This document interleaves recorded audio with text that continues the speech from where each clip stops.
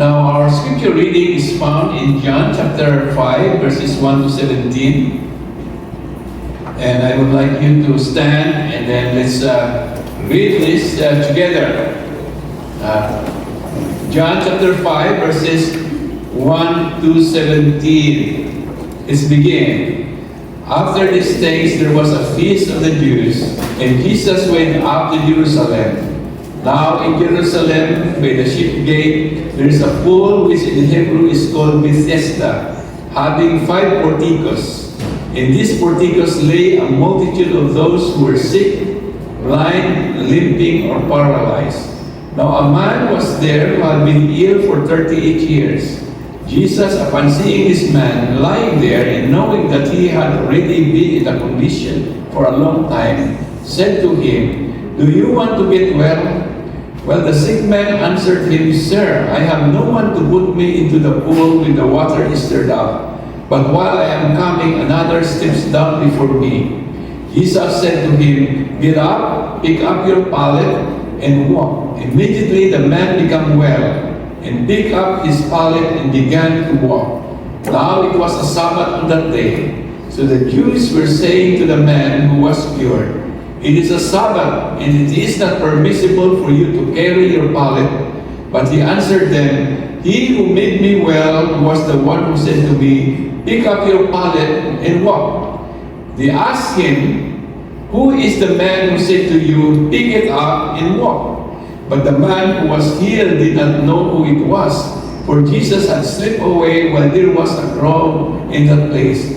Afterward, Jesus found him in the temple and said to him, "Behold, you have become well. Do not sin anymore, so that nothing worse happen to you." The man went away and informed the Jews that it was Jesus who had made him well. For this reason, the Jews were persecuting Jesus, because he was doing these things on the Sabbath. But he answered them, "My Father is working until now, and I myself am working." May the Lord bless the reading of this passage. Please be seated. I think I have a problem in hearing, because I could not hear you reading the Bible, right? So I was, that's the reason why I asked you to read together with me, because when during our medical mission, I attended the church,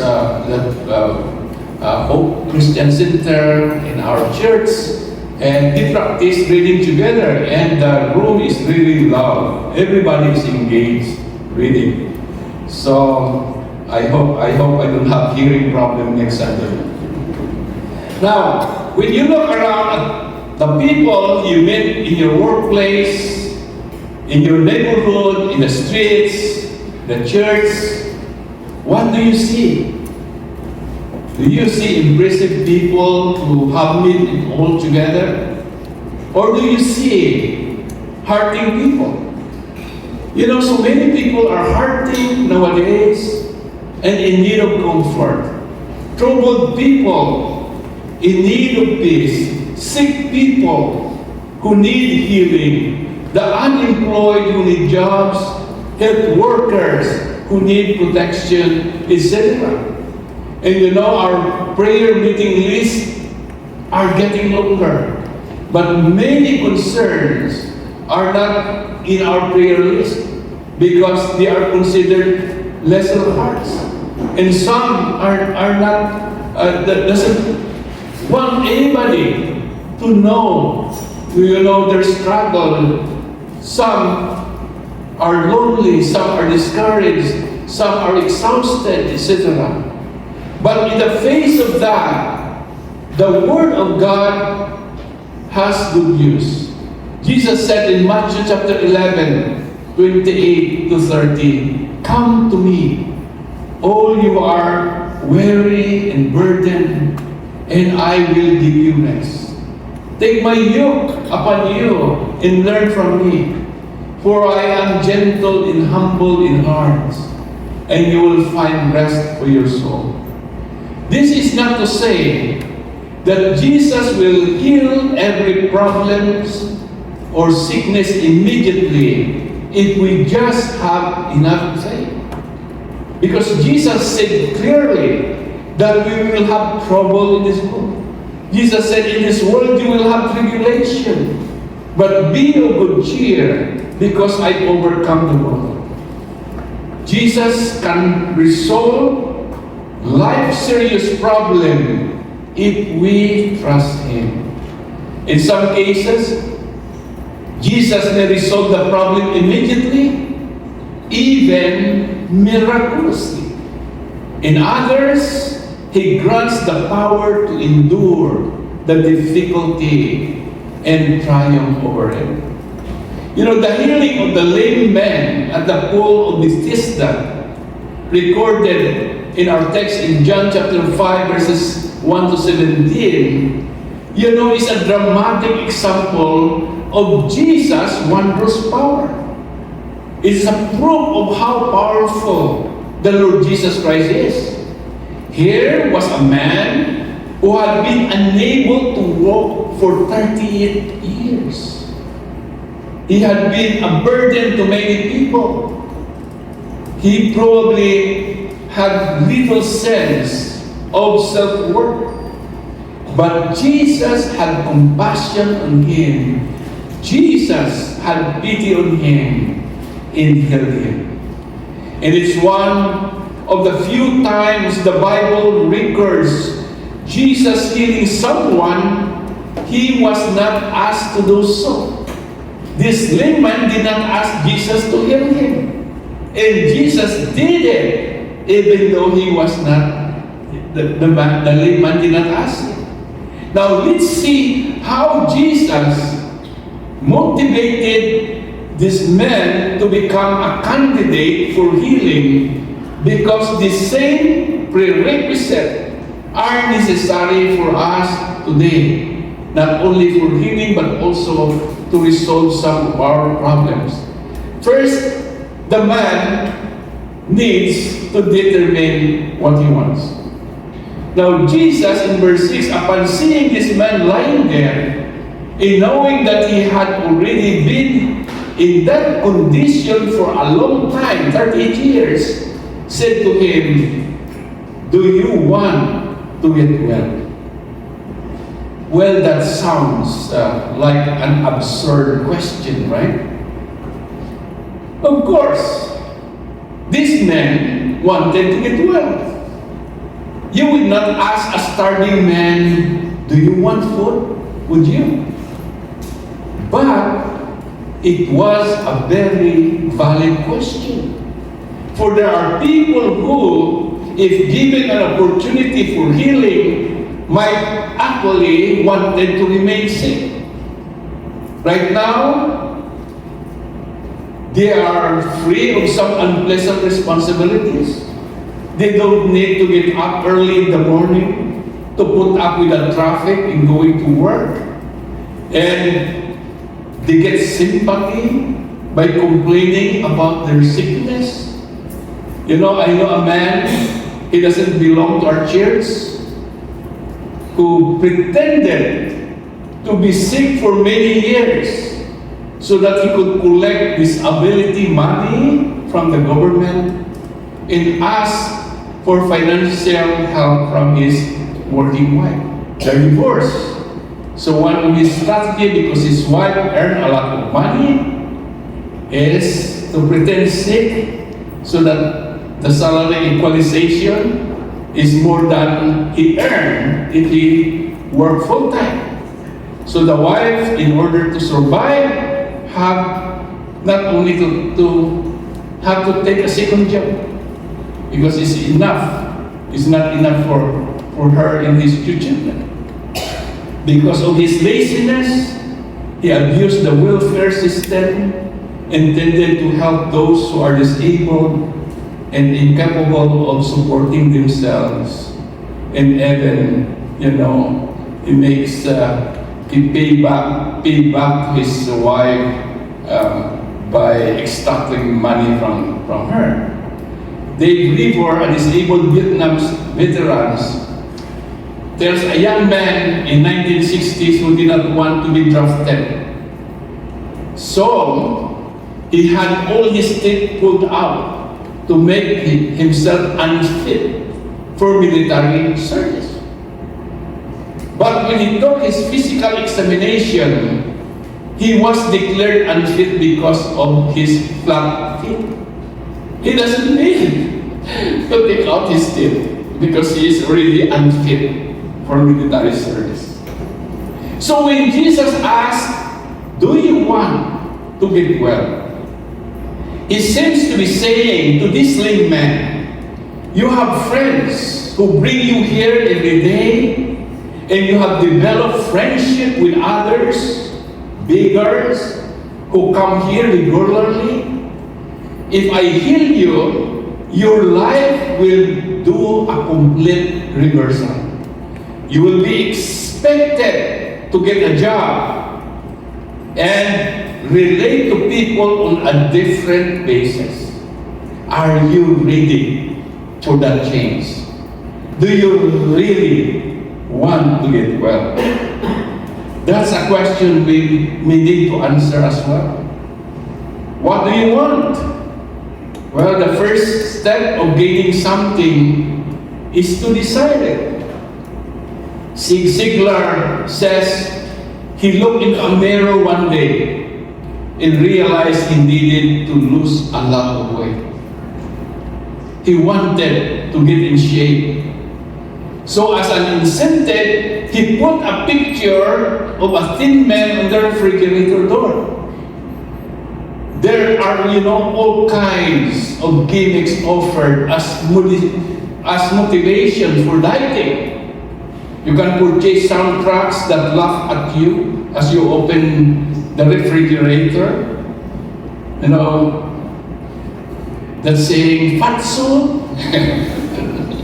so you're discouraged of taking those cake or whatever.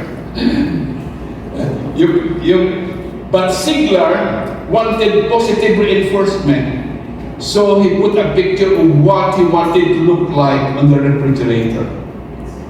That constant reminder was the first step toward a healthier body for him.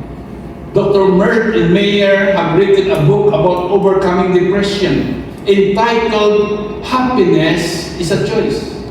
They wrote, "As psychiatrists, we cringe whenever Christian patients use the words 'I can' and 'I've tried.' Any good psychiatrist knows that 'I can' and 'I've tried' are merely lame excuses.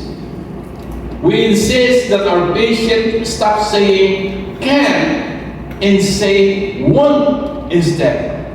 They need to see what they're doing, so we make them face up to it by saying, 'I just won't get along with my wife. My husband and I won't communicate. I won't discipline my kids the way I should. I won't find time to pray. I won't go to church. I won't stop gossiping.' When they change their 'can' to 'won't', they stop avoiding the truth and start facing reality. So we need to determine what we really need as God's people and learn to say with Apostle Paul in Philippians 4:13, "I can do all things through Christ who strengthens me." Secondly, the man needs to take responsibility. So when Jesus asked, "Do you want to get well?" the sick man answered him, "Sir, I have no man to put me into the pool when the water is stirred up, but while I am coming, another stepped down before me." There was a local belief that the water at Bethesda had healing powers. Some biblical manuscripts read that an angel of the Lord came down and stirred up the waters. Earlier manuscripts did not contain that explanation, and many scholars believe the stirring of the water was from an underground spring that would occasionally experience extreme pressures in the water will bubbles. Whatever caused the disturbance, the people believed that when the water of Bethesda bubbled up, the first one in the water would be healed. And he was complaining, this lame man, Every time the water bubbles up, no one is here to help me into the pool. It's always the stronger ones who reach the water first. It's a shame those of us who need it most get the least amount of help. It's been that way for me for 38 years. So easy to blame other people sometimes of our problems. That has been man's scapegoat from the beginning. Remember when God asked Adam why he disobeyed?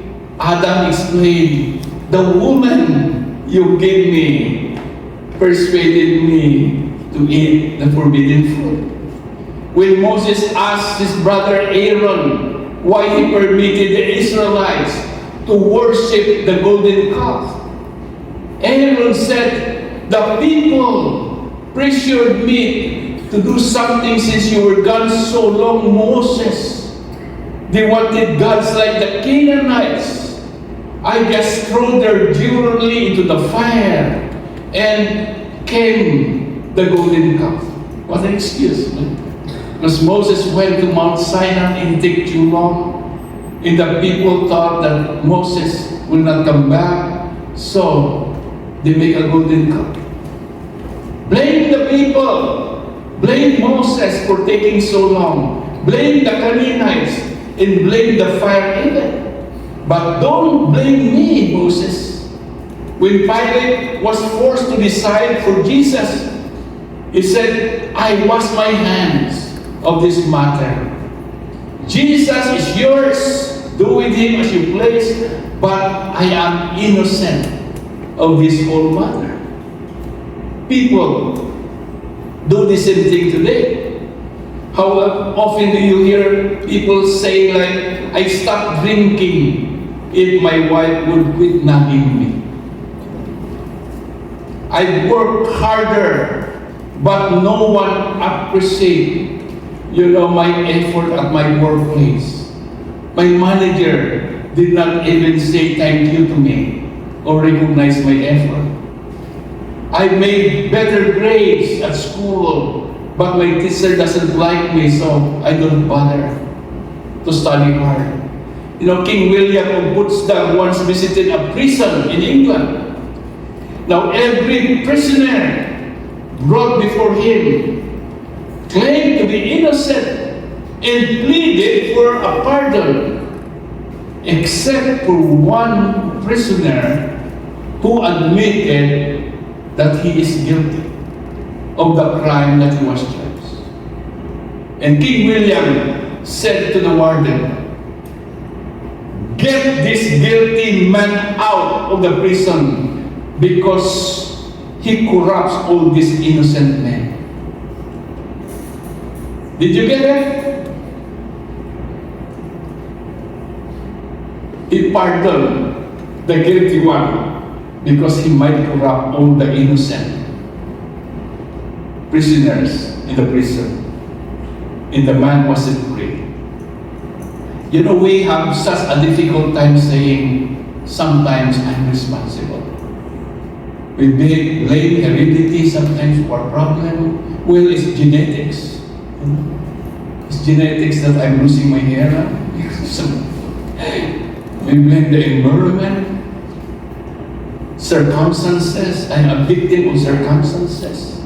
And everything we blame except ourselves of our problems.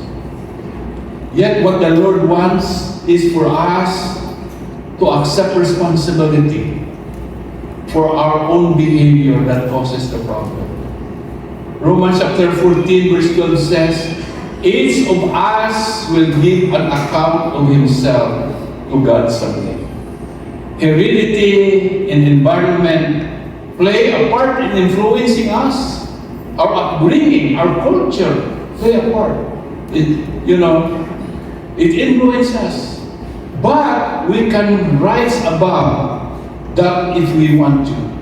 Some of the world's best people had terrible past. Some of the most privileged people wind up being complete failures. Bob Russell, minister of Southeast Christian Church, Louisville, Kentucky, once said, "My father was the 17th of 18 children." Roger has 18 siblings, right? You're 18 in the family. His mother died when he was 4. His father had a drinking problem. He was juggled back and forth between his sister's home. I see some permanent scars in his life from that upbringing. He doesn't have as much self-confidence as he should.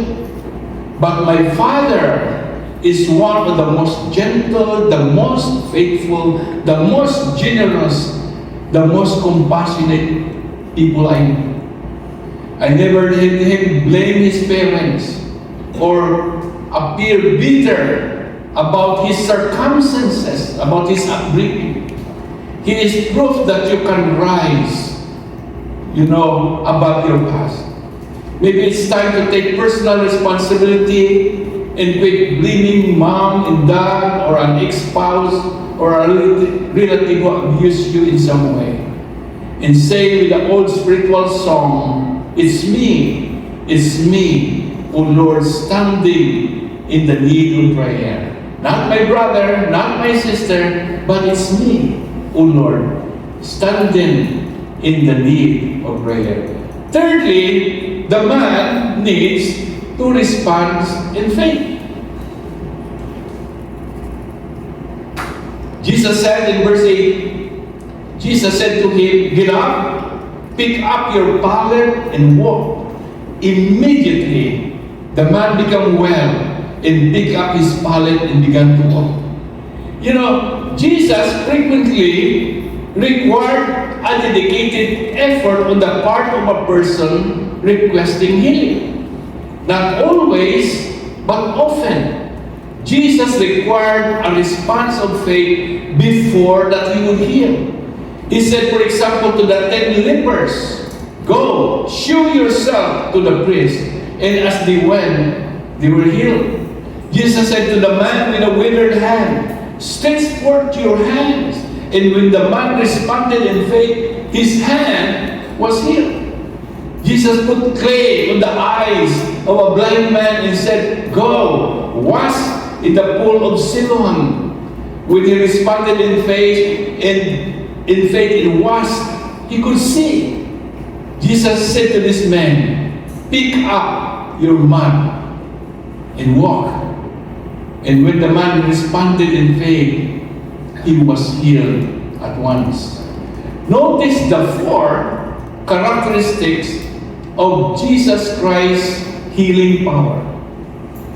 If you encounter someone who claims to have a healing power today, like that of the Lord Jesus Christ, try to measure his assertion, his claim, against this Bible truth.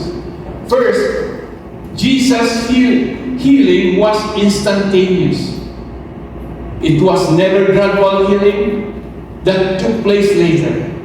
Secondly, it was complete. You would expect someone who have not walked for 38 years to have wobbly legs or to have to relearn to walk. He had not walked for 38 years. But he just stand up, pick up his mat, and walk right away. He was completely cured. Thirdly, Jesus' miraculous power, miraculous healing, were undeniable. Skeptic would not say nothing miraculous has happened. It's all psychosomatic. Jesus' healing were actually very visible and undeniable. Fourthly, it was reliable. Jesus never failed to heal anyone who asked him. But notice, in order for this man to be healed, he had to respond in faith. If we want to get well, we must put our faith in the Lord Jesus Christ. Lastly, the man ought to give God the glory. The man went away and informed the Jews that it was Jesus who had made him well. After he was healed, the man was motivated to give testimony that Jesus had healed him. Verses 10 to 13. So the Jews were saying to the man who was cured, "It is a Sabbath, and it is not permissible for you to carry your pallet." But he answered them, "He who made me well was the one who said to me, 'Pick up your pallet and walk.'" They asked him, "Who is the man who said to you, 'Pick it up and walk'?" But the man who was asleep did not know who it was, for Jesus had slipped away while there was a crowd in that place. Notice that when Jesus healed this lame man, he did not make a big announcement of it. He did not put up banners to draw attention to himself. He would say, "Don't tell anyone about this." Or he would just slip away into the crowd in the case of this lame man. God doesn't need a circus to heal. If He chooses to, it's usually without fanfare. But Jesus came back to reveal Himself to this man. He wanted him to have more than just a healthy body.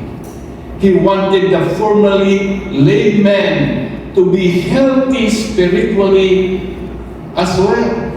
So in verse 14 he says, "Afterward Jesus found him in the temple and said to him, 'Behold, you have become well. Do not sin anymore so that nothing worse happens to you.'" Notice, he was well again. There had been a time when probably this man could walk. I wonder if there had been some disobedience or some sin in his younger years that had caused his lameness. Whatever the cause, Jesus warned him that there was something worse than physically impaired, and that was spending eternity apart from God, spending eternity in hell. In verse 15, the man went away and informed the Jews that it was Jesus who made him well. This seems to be a positive testimony. He is praising Jesus as the one responsible for his healing. When healing of some sort takes place in our lives, we ought to give God the glory. Because sometimes I'm sad. Some instances where we pray so much for a brethren in the church. And God did some miracles. And when I talk to the person says, "Oh, I am taking this and that. This one is good. I get well with this. My cancer went away because I drink this water." The things. I said, "Wow, so sad." Give God the credit. All in healing comes to Him. It may be true that medicine that we are taking will be used by God as His instrument of healing, but it's only His instrument. He can use anything. But He is the one who heals us. Right? So we need to give Him the credit. Psalm 72 verse 18 says, "Praise be to the Lord God, the God of Israel, who alone does marvelous deeds." When things go right in life, human as we are inclined to forget God's blessing and take credit for ourselves. We say things like, "I work hard and I invested well, so that's why I am blessed financially. I take care of my body and I eat right and exercise. That's why, I am in good health." On and on we go. But we have to remember that God is in control in our life. He is the one who allows us to be sick. He is the one who give us health. Even the air that we breathe comes from Him. We are 100% dependent upon the Lord. We have to think about it. That's why every morning I recommend, first thing you open your eyes and thank you, Lord, for the gift of life.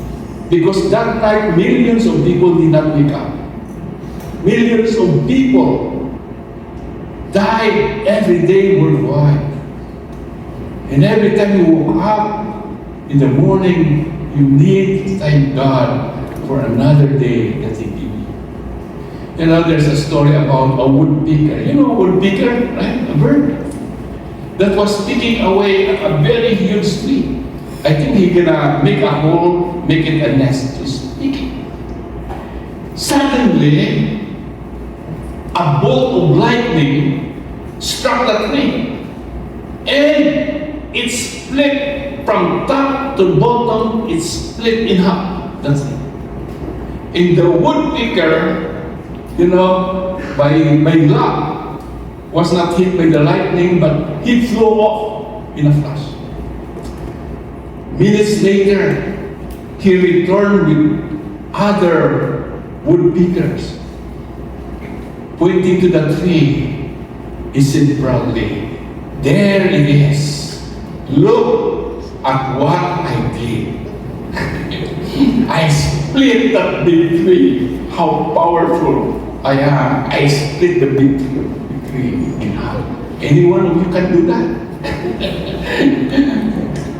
You know, we are so quick sometimes to take credit for what God is doing in our lives. If you are doing well right now, in good health, it's because of God. If you are financially blessed, it's because of God. Everything belongs to God. We are completely dependent upon Him. But remember, when we submit to Christ's authority and give Him glory, He gives us a special power to achieve what we need in this life. Now in closing, do you see how wonderful Jesus was to this man? He didn't ask for healing, but Jesus healed him. He saw the whole man, not just a fragment. He saw his possibility, not just his handicap. He was concerned about his soul, not just his body. Jesus made him completely whole. We are all handicapped, by the way, by sin. We cannot heal ourselves. All the suggested cure of this world are futile. But the blood-stained hands of Jesus reaches out to us. Isaiah 53 verse 5 says, He was pierced for our transgression. He was crushed for our iniquities. And the punishment that brought us peace was upon Him. And by His wounds we are healed. There is healing power in the touch of Jesus. And He is reaching out to you right now. Do you want to get well? May the Lord bless His words